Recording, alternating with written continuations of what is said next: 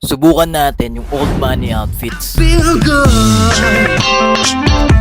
Wala akong idea sa old money outfits kaya sinubukan ko munang i-search dyan sa TikTok, sa Pinterest. Kung meron man akong mali, correct nyo na lang ako kasi ngayon ko lang to susubukan. Plain white t-shirt tayo pare. Cream na slacks. Suwabe nito. Black belt yung gamitin natin. Sa may sapatos naman, Adidas Samba. Babansin ko sa mga nakita ko kanina naka old money outfits, meron silang jacket dito. Di ko alam kung ano purpose nun pero gamit tayo nun. Buti na lang meron tayong cream na hoodie jacket.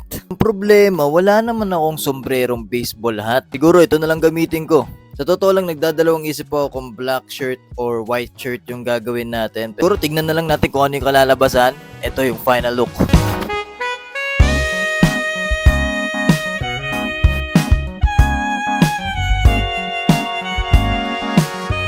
This is the outfit, guys. Ang rate ko sa sarili ko, bias ko naman kung sabihin ko 10 over 10. Brother, Mga ano lang tayo. 8 over 10 lang napili natin. Ganda yung form napili natin. Mas nakakatuwa kasi mas pinili ko yung white t-shirt kaysa sa black t-shirt kasi naging mas malinis ako tignan. Bakit nga ba wala akong sombrero? Hindi bagay eh. Pakita ko sa inyo. Ito siya pag may sombrero. Parang hindi ako nababagayan sa napili kong sombrero. Siguro bagay talaga to pag baseball hat. If kung gusto niyo bumili ng mga suot ko na to, pwede niyo tignan sa TikTok siya para dalawa na tayong meron, 'di ba? Totoo lang marami na talaga nagre-request nitong old money outfits. Si DJ kasi di naman siya ata naggaganon. Syempre ako sumasabay lang ako sa hakbang ni Daniel Padilla, 'di ba? Pero ito yung sarili kong forma na masasabi kong pwede na.